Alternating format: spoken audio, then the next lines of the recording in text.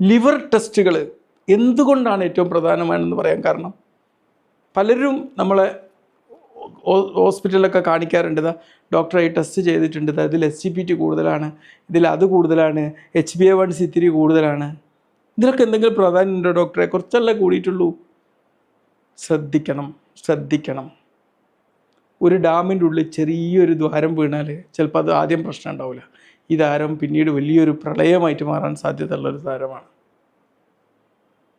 നമ്മുടെ കരൾ എന്ന് പറഞ്ഞാൽ ആദ്യമൊന്നും ഒരു പരാതി പറയൂല. അതുകൊണ്ട് തന്നെ ഈ കരളിന് എന്തോ പ്രശ്നമുണ്ടോ എന്നറിയാൻ വേണ്ടി നമുക്ക് ആശ്രയിക്കാൻ ഒരൊറ്റ വഴിയേ ഉള്ളൂ, നല്ല രക്തപരിശോധനയും സ്കാനിങ്ങും ചെയ്യുക എന്നുള്ളതാണ്. ഇത് നമ്മുടെ ശരീരത്തിനുള്ളിലുള്ള CCTV പോലെയാണ്. അതിനുള്ളിലുള്ള അപകടങ്ങളെയും കള്ളന്മാരെയും പിടികൂടിയിട്ട് നമുക്ക് അപ്പം തന്നെ നടപടി സ്വീകരിക്കാമെന്നുള്ള എന്തൊക്കെ ടെസ്റ്റുകളാണ് നമ്മൾ ചെയ്യുന്ന ഏറ്റവും ഇമ്പോർട്ടൻ്റ് ഒരു ടെസ്റ്റാണ് ലിവർ ഫങ്ഷൻ ടെസ്റ്റ്. അതിലെന്തൊക്കെയാണ് നമ്മൾ നോക്കുന്നത്? ഏറ്റവും പ്രധാനപ്പെട്ടതാണ് SGPT അല്ലെങ്കിൽ ALT എന്ന് പറഞ്ഞത്. അതിൻ്റെ ഫുൾ ഫോം എന്താ? സീറം ഗ്ലൂട്ടാമിക് പൈറുവിക് ട്രാൻസമിനേസ്, ALT എന്ന് പറയും, എലാനിൻ അമിനോ ട്രാൻസ്ഫറേസ്. ഇത് നമ്മുടെ ലിവറിൻ്റെ കോശങ്ങളിൽ കാണപ്പെടുന്ന ഒരു തരം മാർക്കറാണ്. നമ്മുടെ ലിവർ അതിനുള്ളിലേക്ക് എന്തെങ്കിലും ഇറിറ്റേഷനോ അല്ലെങ്കിൽ എന്തെങ്കിലും നീർവീക്കമോ ഉണ്ടാക്കുമ്പോൾ ഈ SGPT രക്തത്തിലേക്ക് ലീക്കാവും. അപ്പോൾ അത് ഒരു 25-ൻ്റെ 30-ന് താഴെയാണെങ്കിൽ അത് ഐഡിയലാണ്. 30-ൻ്റെയും 40-ൻ്റെ ഇടയിലേക്കാണെങ്കിൽ അത് ബോർഡർ ലൈനാണ്. 40-ൽ എബോ ആണെങ്കിൽ അത് വളരെ കൂടുതലാണ്. 80-നും 100-നും ഇടയിലാണെങ്കിൽ വളരെ കൂടുതലാണ്. ഇതിൻ്റെ ചെറിയൊരു കൂടി നിൽക്കൽ പോലും വളരെ പ്രധാനപ്പെട്ടതാണ്. ഒരു കാരണവശാലും 35-40-ൻ്റെ ഇടയിൽ ഇങ്ങനെ പേഴ്സിസ്റ്റൻ്റായി നിൽക്കുന്നത് നമ്മൾ ഇഗ്നോർ ചെയ്യാനേ പാടില്ല. നമ്മൾ ഫാറ്റ് ലിവറിൽ നമ്മൾ മനസ്സിലാക്കേണ്ട ഒരു കാര്യം എന്താണ്? SGPT എപ്പോഴും അടുത്ത് പറയാൻ പോകുന്ന SCOT-യേക്കാളും കുറച്ച് കൂടുതലായി നിൽക്കും.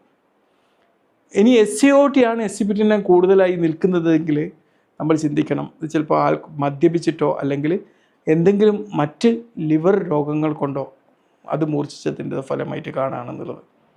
ഇനി ലിവറിൽ നമ്മൾ ചെയ്യുന്നൊരു ടെസ്റ്റാണ് SCOT-AST, serum glutamic oxaloacetic transaminase. അതിനെ മറ്റു പറയുന്ന പേരാണ് AST, ആസ്പർട്ടേറ്റ് അമിനോ ട്രാൻസ്ഫറേസ്. ഇത് ഏതിലൊക്കെ കാണുന്നത്? നമ്മുടെ ലിവറിൽ, നമ്മുടെ ഹൃദയത്തിൽ, നമ്മുടെ പേശികളിൽ. അപ്പോൾ ഈ SCOT തന്നെ നോക്കിക്കഴിഞ്ഞാൽ ഒരിക്കലും അത് നമ്മളെ കരളിൻ്റെ മാത്രം സ്പെസിഫിക് ആയിട്ടുള്ള ടെസ്റ്റ് അല്ല. ഇത് SGPT-യുടെ കൂടെ ചേർന്നാൽ മാത്രമേ അത് കരളിൻ്റെതാണെന്ന് തിരിച്ചറിയാൻ പറ്റുള്ളൂ. അടുത്തൊരു ടെസ്റ്റാണ് GGT, ഗാമ ഗ്ലൂട്ടമിൽ ട്രാൻസ്ഫറേസ്. വളരെ യൂസ്ഫുള്ളാണ്, പക്ഷെ വളരെ ഒരു യൂസ് ചെയ്യാത്തൊരു മാർക്കറാണത്.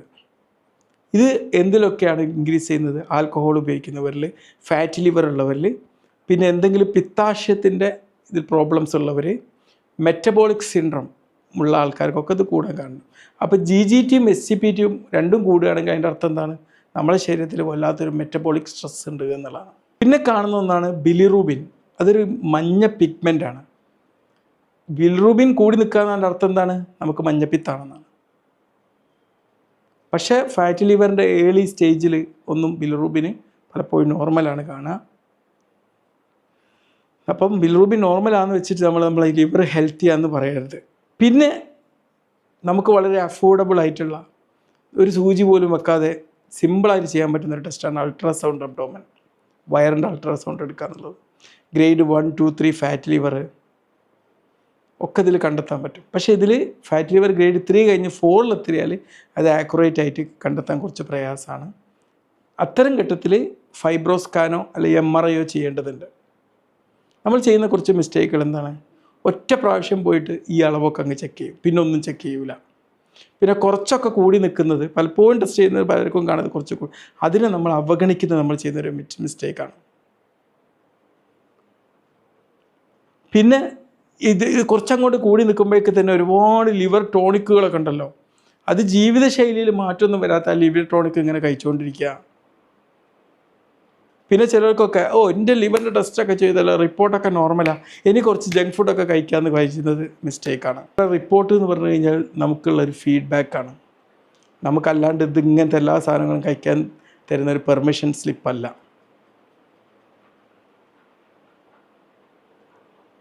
നമ്മളുടെ ബ്ലഡ് ടെസ്റ്റ് എന്ന് പറഞ്ഞു കഴിഞ്ഞാൽ പുക ഡിറ്റക്ടറാണ്. നമ്മുടെ അലാറം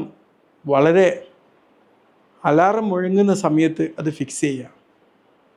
ഒരു ഫയർ ഉണ്ടാവാൻ വേണ്ടി കാത്തിരിക്കരുത്. ചില രോഗികളൊക്കെ വന്ന് പറയാറുണ്ട്, ഡോക്ടറെ എൻ്റെ ടെസ്റ്റ് ചെയ്തപ്പോൾ SCPT കുറച്ച് കൂടുതലേ ഉണ്ടായിരുന്നുള്ളൂ, അതുകൊണ്ട് ഞാനത് അത്ര കാര്യമാക്കിയില്ല. അതെന്താണെന്നറിയോ? ചെറിയൊരു ഫയർ ഇങ്ങനെ ഉണ്ടായിക്കൊണ്ടിരിക്കുമ്പോഴും നമ്മളിങ്ങനെ ഭക്ഷണം പാചകം ചെയ്തുകൊണ്ടിരിക്കുകയാണ്. അതുപോലെയാണ് ചെറിയ ചെറിയ പ്രോബ്ലങ്ങളാണ് പിന്നീട് വലിയ വലിയ നഷ്ടങ്ങളായിട്ട് മാറുക. ചെയ്യേണ്ട കുറച്ച് പ്രാക്ടിക്കൽ പ്ലാൻ. ഇപ്പോൾ നിങ്ങൾ SCPT കൂടി നിൽക്കുന്നുണ്ടെങ്കിൽ ഒരു 3 മാസം കഴിഞ്ഞ് ജീവിതശൈലിയിലൊക്കെ മാറ്റങ്ങൾ വരുത്തിയിട്ട് ഒന്നുകൂടി നോക്കാം. പിന്നെ ഷുഗർ അടങ്ങിയ ഭക്ഷണങ്ങൾ കഴിക്കുന്നത് ശരിക്കും അങ്ങോട്ട് കുറക്കുക. 30 മിനിറ്റ് തൊട്ട് 45 മിനിറ്റ് വരെ ഡെയിലി നടക്കുക. ഒരു 5 തൊട്ട് 7% വരെ വെയിറ്റ് കുറക്കാൻ വേണ്ടി ശ്രമങ്ങൾ നടത്തുക. ആൽക്കഹോൾ കംപ്ലീറ്റ് ആയിട്ട് ഒഴിവാക്കുക. ഒരു 5% വെയിറ്റ് കുറച്ചാൽ പോലും നിങ്ങളുടെ ലിവറിൻ്റെ ഫാറ്റ് കുറയും എന്നുള്ളതാണ്. പിന്നെ ഇത് മോണിറ്റർ ചെയ്യാനുള്ളൊരു പ്ലാൻ കൂടി ഞാൻ പറയുന്നു. ഓരോ 6 മാസവും SCPT, SCOT, GGT, fasting sugar, HbA1c, lipid profile ഒക്കെ ചെക്ക് ചെയ്യുക. പിന്നെ വർഷത്തിലൊരിക്കൽ അൾട്രാസൗണ്ട് ചെയ്യുക. ട്രാക്ക് ചെയ്യുന്നത്, പ്രോഗ്രസ് ചെയ്യുന്നത് തടയാൻ പറ്റും എന്നുള്ളതാണ്. ഇത് ചെയ്യാൻ പോകുന്നത് മിനി അസൈൻമെൻറ്റ് എന്ന് പറഞ്ഞാൽ നിങ്ങൾ ടെസ്റ്റ് ചെയ്തിട്ടുണ്ടെങ്കിൽ നിങ്ങൾ SCPT വാല്യൂ എത്ര എഴുതി വെക്കുക, SCOT വാല്യൂ എത്രയാണ്, GGT വാല്യൂ എത്രയാണ്, ബിലിറൂബിൻ വാല്യൂ എത്രയാണ് എന്നാണ് ലാസ്റ്റ് അൾട്രാസൗണ്ട് ചെയ്തത്. Numbers tell the truth. ഇതെല്ലാം ചെയ്തിട്ട് നിങ്ങളൊരു ChatGPTയിൽ നിങ്ങളൊരു ഫോൾഡറിൽ ഇതങ്ങോട്ട് എടുത്ത് വെക്കുക. എന്നിട്ട് അതിൻ്റെ ഇൻസ്ട്രക്ഷൻസ് നോക്കുക, അതിൻ്റെ ഒരു ഇമേജ് ഉണ്ടാക്കുക, എന്നിട്ട് എൻജോയ് ചെയ്തിട്ട് നിങ്ങളിതിങ്ങനെ ട്രാക്ക് ചെയ്ത് കൊണ്ടുപോകുക. ബൈ.